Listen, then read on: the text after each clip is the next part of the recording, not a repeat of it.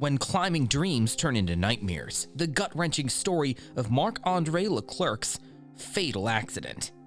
Marc Andre Leclerc wanted to be brave in a world where he never entirely fit into. Diagnosed with attention deficit hyperactivity disorder, there were few forms of expression he could choose from to demonstrate his worth. But when he was 8 years old, he began to read books about adventure and climbing and decided that he wanted to be an alpinist. In his case, it was the only door open to him, a world without rules, without limits, wild, and a way of life where he would not need anybody else and in which solitude could prove to be his best friend. On March 5, 2018, he died along with his climbing partner Ryan Johnson in an avalanche after carving out a new route on the north face of Mendenhall Towers in Alaska.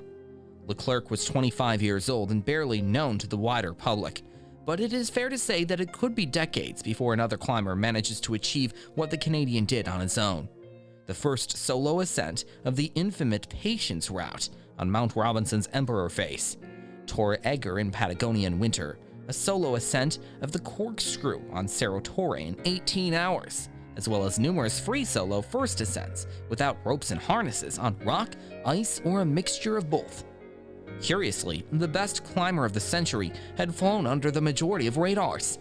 Leclerc's brief passage through the world of mountaineering leaves behind it an astonishing intensity that has been masterfully captured in a documentary titled The Alpinist, directed by Peter Mortimer, who was also responsible for Valley Uprising and the Dawn Wall. When Mortimer first heard about Leclerc, he experienced the same thing as everybody else. After reading about a climb in Patagonia, he was intensely impressed. The more he tried to find out about Leclerc, the less he found. It is not just that the Canadian did not use social media, he didn't even own a cell phone. But it was clear that the climbing community was witnessing an extraordinary athlete capable of scaling any remote peak. Today, climbers and alpinists have achieved the status of athletes and gained wider public popularity, and as such, climbing is experiencing unprecedented growth. Honnold won an Oscar and is one of the greatest exponents. Uli Stack was so before him. These days, it is not enough to be very good at the discipline. You also have to be very good at selling yourself. But Leclerc seemed to be the missing link between the generation of hippies and outsiders of the 1970s, people whose only desire in life was to climb, and the present, which is much more focused on forging a career and driven by sponsors who encourage an active presence on social media. Leclerc's main desire when on a mountain was to experience an adventure, to enjoy the simplicity of climbing without chasing any sporting achievement, recognition or reward beyond communion with his environment and his inner self. To live a life as full as it was simple, basic. He could have been famous, he could have earned a lot of money, he could have thrust out his chest and shouted to the world how exceptional his ascents were. He could have, but he wouldn't, because weighing these angles didn't even occur to him. What for, if he was already happy? Less is more, he understood. His example is a breath of fresh air, as unexpected as it was necessary for an activity that is subject to more and more posturing and false modesty than genuine passion. It has become necessary to look beyond Instagram for what really matters in the world of mountaineering.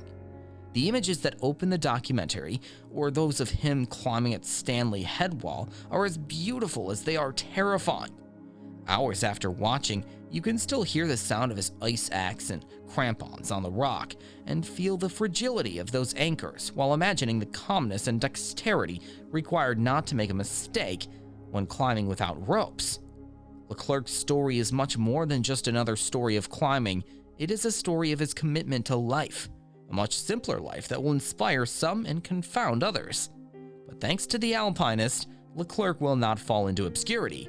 Not only because during his brief existence he redefined the limits of what is possible in mountaineering, but also because of its extraordinary capacity to find happiness with the bare minimum, and to extract the energy he needed to face life from the mountains that he climbed. It is enough to watch him with a hula hoop in the documentary to understand that he was at peace with himself. Leclerc was a gifted and fearless climber who inspired many with his audacious ascents and unwavering commitment to his craft. However, his final climb proved to be his undoing, and his untimely death was a devastating loss to the climbing community.